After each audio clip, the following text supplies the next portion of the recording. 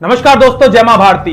साथ मिलकर उरी का ट्रेलर देखेंगे, उसका रिव्यू करेंगे और इस ट्रेलर को, इस मूवी को जो क्रिटिसिज्म मिल रहा है, इसकी आलोचना हो रही है, वो कितनी सही है, कितनी गलत है, उसको लेकर मेरे मन में क्या दर्द है, क्या पीड़ा है, इन सब चीजों की समीक्षा करेंगे आज के वीडियो में।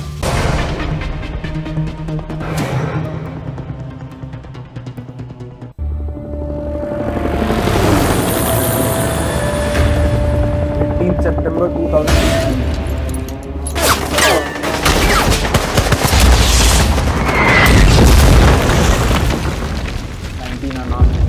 अनआर्म्ड इंडियन सोल्जर्स, हथियार भी नहीं थे फौजियों के पास, हमारे निहत्थे थे। फर्ज और फर्जी में बस एक मात्रा का अंतर होता है।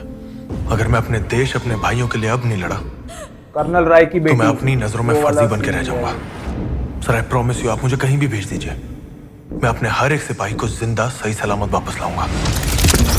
पाकिस्तान जो भाषा समझता है, उसी भाषा में पाकिस्तान को समझाने का समय अब आ गया है। Surgical strike sir. Ajit Doval बने परेश रावल। पूरी हमले का हैंडलर कौन था? प्लानिंग कहाँ हुई? भरोसा तो कीजिए। यासीन मलिक लग रहा है भाई। ज्यादा नाटक किया ना तो तेरे अखरोट तेरे मुंह से बाहर निकाल दूंगा। जसकीरत जी को देशभक्ति दिखाने का वक्त आ गया। You going to be my pilot Seerat. कि हिंदुस्तान अब चुप नहीं बैठेगा।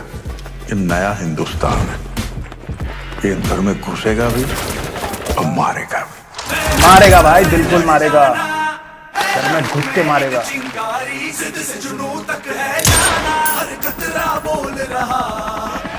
वक्त आ गया है खून का बदला खून से लेने का।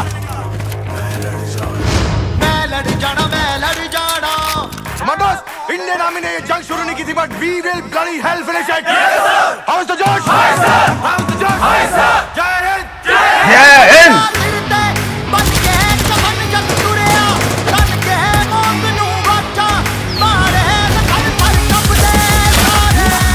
अमेजिंग है भाई, क्वालिटी तो बहुत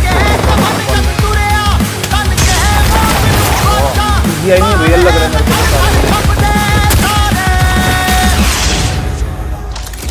उन्हें कश्मीर चाहिए और हमें उनका सर। गजब है लड़का यार।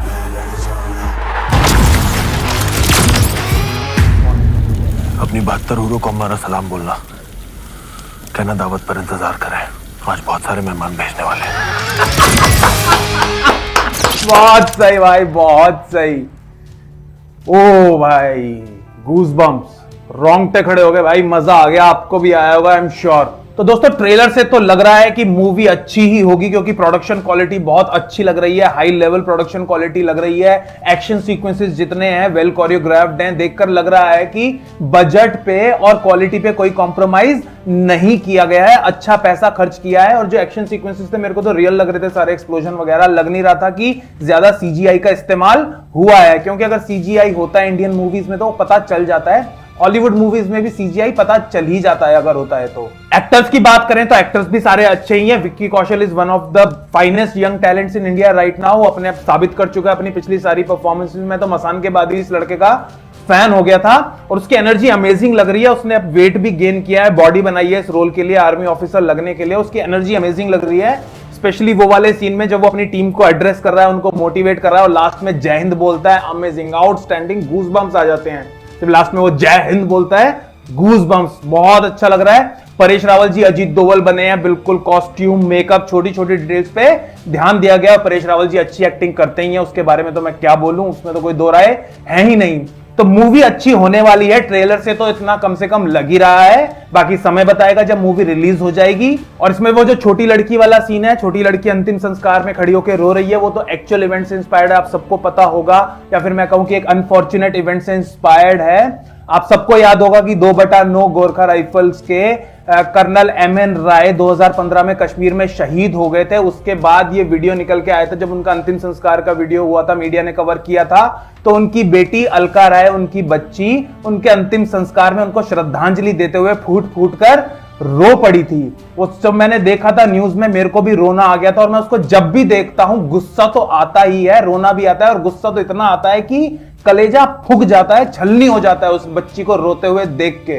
दोस्तों, ये हमारा ही दुर्भाग्य है। हमारे ही देश में ऐसा होता है कि हम अपने आप को सबसे बड़ी डेमोक्रेसी कहते हैं वर्ल्ड की, और हमारे फौजी हमारे ही देश की धरती पर, अपनी ही मातृभूमि पर शहीद होते हैं। बाकी देशों में ऐसा नहीं होता, जो ढंग के देश है, मैं उन देशों की बात नहीं कर रहा, पाकिस्तान जैसे देशों की बात नहीं कर रहा, अगर हम अमेरिका की बात करें, यूके की बात करें, फ्रांस की बात करें, तो इनके फौजी मारे जाते हैं विदेशों में, अफगानिस्तान में, इराक में, क्योंकि वहां पे वो जंग लड़ने गए हुए हैं और वहां पे मारे जाते हैं। इनके फौजी, अमेरिकन फौजी अमेरिका में नहीं मारता उनको कोई, पर हमारे देश में ऐसा होता है कि हमारे फौजियों को हमारे ही देश की धरती पे शहीद कर दिया जाता है। कभी तो जो शहीद करता है वो पाकिस्तान से बॉर्डर क्रॉस करके आता है, कभी हमारे फौजियों को शहीद करने वाला हमारे ही देश का होता है, जिसने इस देश पे जन्म लिया वो ही हमारे फौजियों को शहीद कर देता है। लेकिन उससे बड़ा दुर्भाग्य यह है कि हमारे यहां एक बहुत बड़ी ब्रिगेड है, so called liberal secular brigade, जो कि जब कोई फौजी किसी आतंकवादी को मार देता है तो फौज को कटघरे में खड़ा कर देते हैं, सवाल पूछते हैं कि भाई क्या उसको जिंदा नहीं पकड़ा जा सकता था? लेकिन जब वही आतंकवादी किसी फौजी को शहीद कर देता है तो ये लोग कहते हैं कि भाई असली सवाल यह है कि उस आखिर पढ़े लिखे लड़के ने बंदूक उठाई क्यों?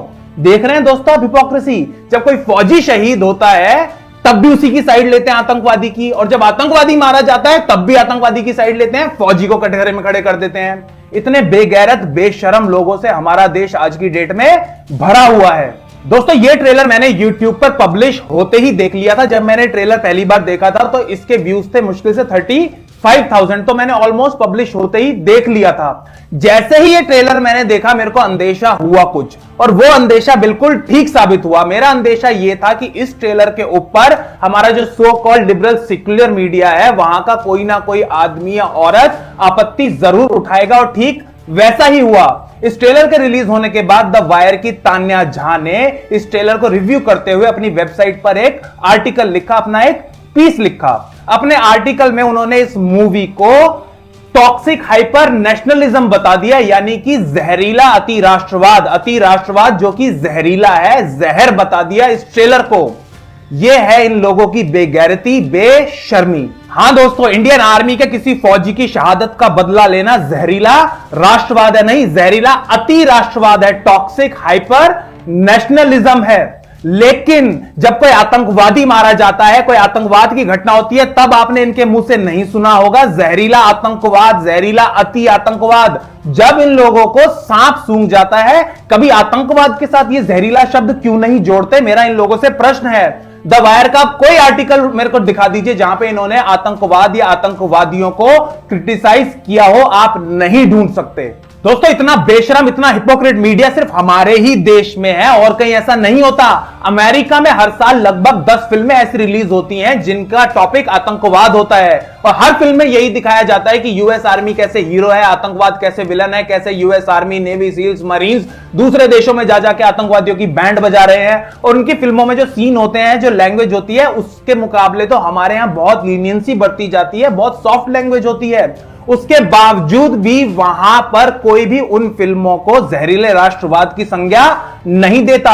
यह सिर्फ हमारा ही लिबरल सेक्युलर मीडिया है जो इतना गिर चुका है, इतना बेगैरत हो चुका है। दोस्तों द वायर की तान्या झा जैसे लोगों की मजबूरी है कि उनको अपने आप को कूल दिखाने के लिए, अपने आप को इंटेलेक्चुअल दिखाने के लिए, दुनिया के सामने ये इमेज प्रोजेक्ट करने के लिए, देखो कि हम कितने बड़े इंटेलेक्चुअल हैं, इनको इंडियन आर्मी को क्रिटिसाइज करना पड़ता है। ये उन लोगों को क्रिटिसाइज करते हैं, उन लोगों की बखिया उधेड़ते हैं जो कि -10 डिग्री की बर्फ में अपनी हड्डी गलाते हैं, 50-60 डिग्री की रेत में अपनी खाल जलाते हैं, अपनी जान कुर्बान कर देते हैं। उन लोगों को ये लोग क्रिटिसाइज करते हैं अपने आप को इंटेलेक्चुअल साबित करने के लिए। तान्या झा जैसे लोगों को इंडियन आर्मी के साथ कश्मीर के किसी घने जंगल में 24 घंटे बिताने चाहिए, आधी रात को पेट्रोलिंग करनी चाहिए। जब सामने अचानक कोई आदमी AK-47 लेकर कूद पड़ता है, तब मैं देखूंगा तान्या झा क्या उनसे पूछेंगी भाई तुम आतंकवादी क्यों बन गए, क्या हम तुम्हें जिंदा पकड़ सकते हैं? मैडम हालत खराब हो जाएगी। उस AK-47 से जो गोली निकलती है वो असली गोली होती है, और जब आपके सामने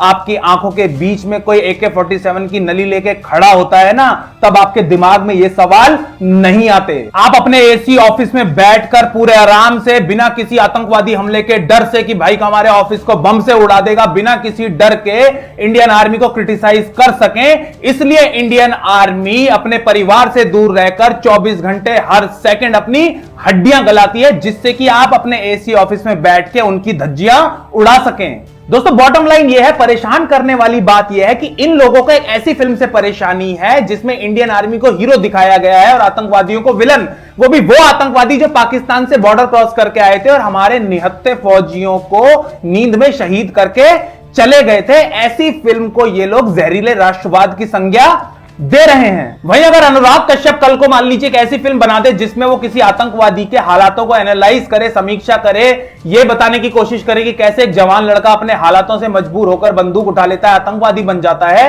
उस फिल्म के ये गुणगान करते ये लोग थकेंगे नहीं। जो हमारा मीडिया है, द वायर जैसा, तान्या झा जैसे लोग उस फिल्म को प्रेज देंगे, उसको थॉट प्रोवोकिंग सिनेमा बताएंगे। इस मूवी को लेकर मुझे एक और अंदेशा जो है वो ये है कि कल को हमारे यहां का जो टुकड़े गैंग है या जो लिबरल सेक्युलर ब्रिगेड है, ये कल को इस मूवी को कम्युनल या नेशनलिस्ट बताकर इसके ऊपर बैन लगवाने की भी कोशिश कर सकते हैं, या फिर कुछ डायलॉग या सीन्स हटवाने की भी कोशिश कर सकते हैं, प्रोपेगेंडा कर सकते हैं।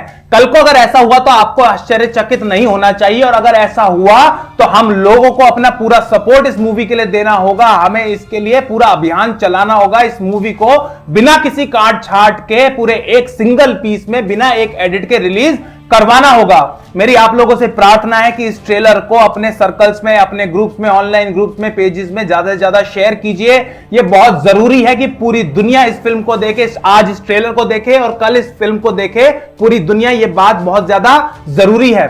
अगर आपको वीडियो पसंद आया है तो इसे लाइक कीजिए, शेयर कीजिए, चैनल को सब्सक्राइब कीजिए। जो लोग कर सकते हैं प्लीज पेट्रियन पर सपोर्ट कीजिए। जल्दी मिलेंगे एक और वीडियो के साथ। जय मां भारती, जय हिंद।